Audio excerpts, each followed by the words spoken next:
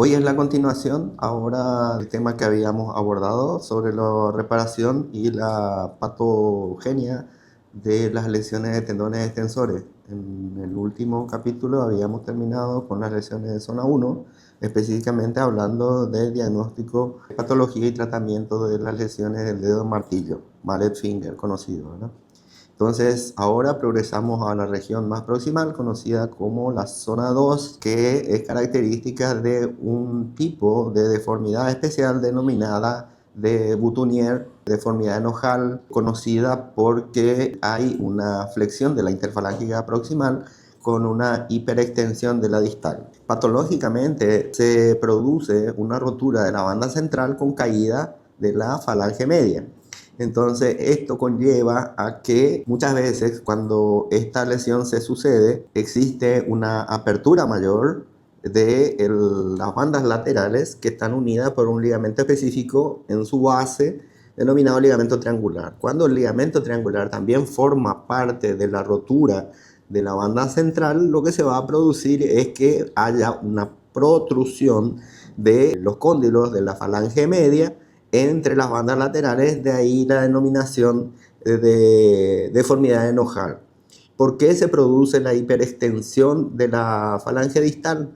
Justamente al caer las bandas laterales hacia la región palmar, la tensión ejercida sobre ellas, sumada a la unión de la cincha de los interóseos en la región más proximal, ejercería la fuerza de no ser complaciente con la flexión de la interfalángica distal por la tensión generada en las bandas laterales o bandas complementarias del aparato extensor. Entonces, una rotura central de la interfalángica, luxación volar, ese es el resumen. Y el diagnóstico se realiza con la pérdida de la extensión de la interfalángica entre 15 a 20 grados y de la extensión digital activa, por supuesto. Cuando existe una flexión completa del puño y de la metacarpofalángica. Esto es conocido como maniobra del intrínseco plus. Y debilidad para extensión contra resistencia del dedo evaluado en forma individual. ¿Cómo se tratan estas lesiones agudas? Las cerradas se pueden tratar hasta con 6 meses de inmovilización, una órtesis especial denominada de Bunel, también acompañado por supuesto de una fisioterapia activa estimulando la extensión de la interfalange proximal y estimulando también, aflojando con drenaje, masaje, aflojando la movilidad de la interfalángica distal. La primera semana de movilidad, extensión de la proximal activa, y en la segunda semana proceder recién a los 40 a 50 grados de flexión de la interfalángica proximal. No ser agresivos desde entrada, permitir de que se forme una banda fibrosa de recuperación de la banda central y esa banda sea fortalecida con su inserción en la cápsula y en la base de la falange proximal. Las lesiones abiertas, estas son quirúrgicas. La sutura más utilizada van a ser elegidas en base al tamaño de los tendones. Recordemos que en esta región tienen una forma elíptica, cilíndrica, y sí son más planos. Entonces, una sutura de resistencia con puntos cruzados tal vez serían las ideales, y un refuerzo capsular, por supuesto. La técnica existe varias, ¿verdad? Una de la de Aike, que es cuando la lesión es de la banda central, se busca la reparación y inmovilizar de la interfalángica en extensión total 5 a 6 semanas, con un programa de rehabilitación que fue muy desarrollado por Evans. Cuando involucrado el pulgar, este permite, por el tamaño del tendón, una sutura más regular. Entonces acá tenemos una imagen de cómo podría ser la reparación de la banda central en la izquierda, incluyendo cápsula tendón y fortaleciendo con las dos bandas laterales.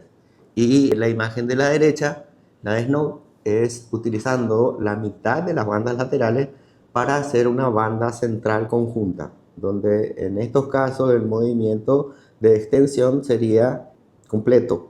O sea, en otras palabras, la tensión no sería articulada por cada articulación, sino que sería, el dedo extendería de forma única. Ya en la zona 4, estamos hablando de la falange media, seguimos con el problema del diámetro y las estructuras que están comprometidas. En esta zona generalmente las lesiones no serán completas. Las lesiones completas serán reparadas con suturas cruzadas de hilo con la resistencia suficiente. Generalmente podemos utilizar un hilo 4-0. Las lesiones de la banda lateral con suturas cruzadas de un hilo de menor resistencia, dado el calibre de las bandas laterales, ¿verdad? La rehabilitación con el protocolo de Evans que habíamos ya mencionado, más adelante lo detallamos, y finalmente recuperar la tensión con la sutura de los tendones del pulgar de una manera más convencional dado el tamaño y el espesor de estas estructuras. Entonces, de forma un poco más detallada, vemos cuáles son la amplitud de variedades quirúrgicas para reparar lesiones en esta región. Como habíamos mencionado, el manoseo quirúrgico excesivo de partes blandas puede llevar a lesiones de falta de vascularización, futura fibrosis y adherencia. Entonces, no siempre más es lo indicado y tal vez el uso de hilos adecuados de alta resistencia con pocos pasajes, poco manoseo de los tendones tengan mejor resultado a corto y mediano plazo. Entonces vemos las opciones desde las más sencillas hasta la extrema derecha, donde vemos el pasaje de múltiples hilos, pero para el pasaje de estos múltiples hilos, el manoseo que tuvieron estas estructuras, estos tendones, ha sido mayor que en suturas simples. Entonces, los resultados esperados con una cirugía más mórbida serán menores a los resultados obtenidos con una mínimamente invasiva. Las lesiones agudas del capuz extensor corresponden a las lesiones del retináculo o de los extensores o banda sagital. La función de esta banda anatómica y funcionalmente es la de retener sobre la cabeza del ojo metacarpiano al tendón extensor. Las lesiones que comprometen la biomecánica son aquellas donde se produce la rotura de la banda radial, recuerden, radial. Entonces la tensión ejercida hará que por tendencia fisiológica natural todo tendón extensor tendrá la tendencia a caer en el valle intermetacarpiano, es decir, se va a luxar. Entonces todas las técnicas dirigidas a reparar este tipo de lesiones consisten en retensar el borde radial para evitar justamente esa migración, esa luxación que sucede con el tendón. Las lesiones cerradas espontáneamente son más comunes, como habíamos mencionado, y en el borde radial, y la forma de demostrarla es justamente solicitando al paciente que extienda el dedo injuriado.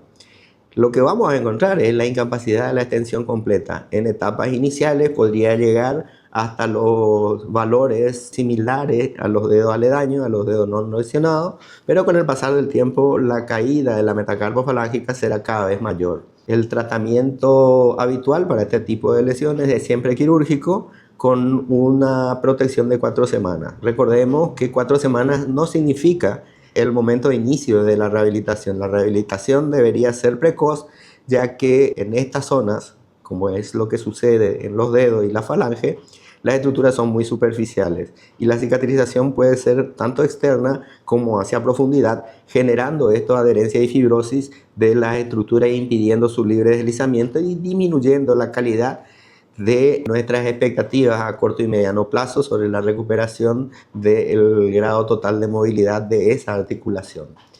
Estas son las variantes de reparación. Como habíamos mencionado, las lesiones pueden ser parciales, donde los tratamientos quirúrgicos serán lógicamente mucho menos agresivos. Cuando nosotros estamos pensando de que la lesión tiene alta probabilidad de luxarse y que sea insuficiente solamente una reparación capsular, entonces procederemos a la sutura con un segmento, con un strip de esa banda sagital proximal hacia el borde radial, buscando disminuir la tensión en el borde ulnar y que tenga un anclaje de no desplazamiento hacia el borde ulnar con parte del mismo tendón. Finalmente también existen las opciones de interponer una banda de la cincha de los interóseos anclado hacia el borde radial y de esta manera de forma dinámica estabilizar la centralización del tendón.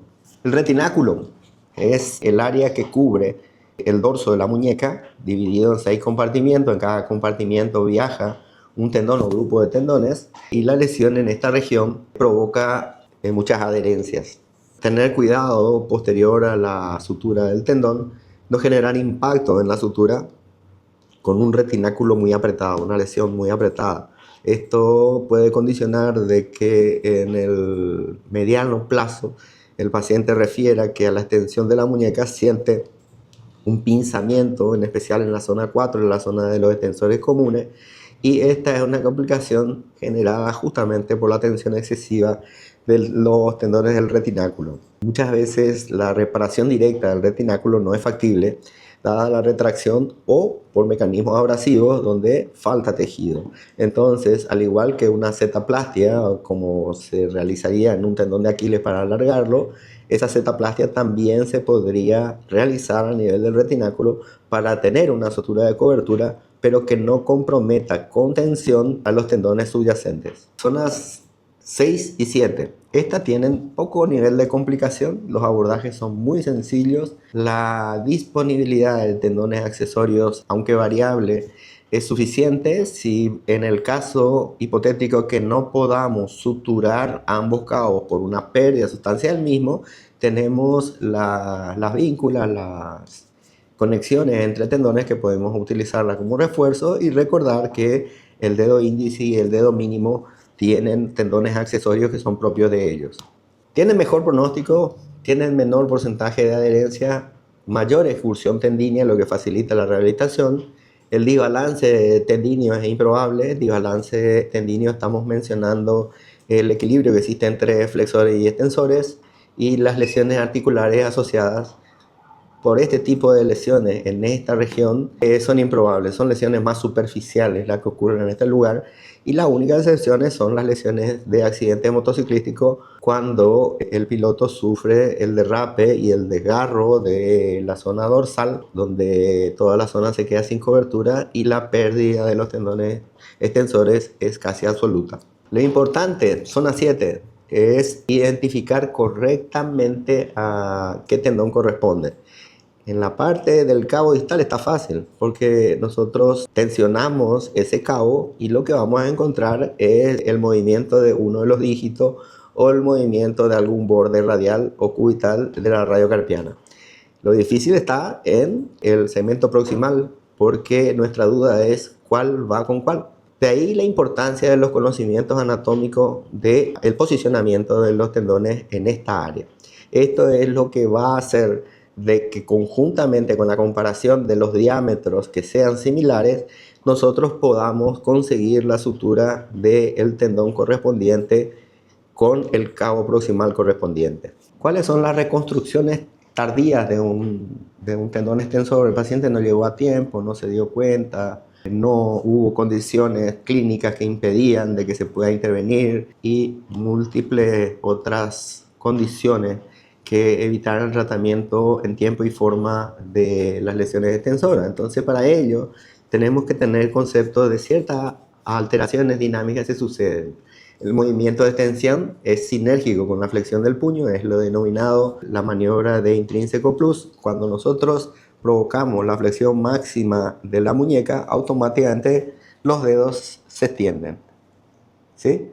Entonces, cuando se sucede la extensión del dedo en flexión máxima de la muñeca y de la metacarpo falángica, nosotros estamos corroborando la integridad del aparato extensor. Distal a la metacarpo falángica, el aparato se resume a 4 inserciones firmes, a saber, la tensión extensora depende de la posición de cada una de las articulaciones adyacentes, y la localización también cambia con la flexión y la extensión de la estructura del aparato extensor que se vea involucrado, dependiendo de las zonas de verdad, en qué área topográfica se vea comprometida.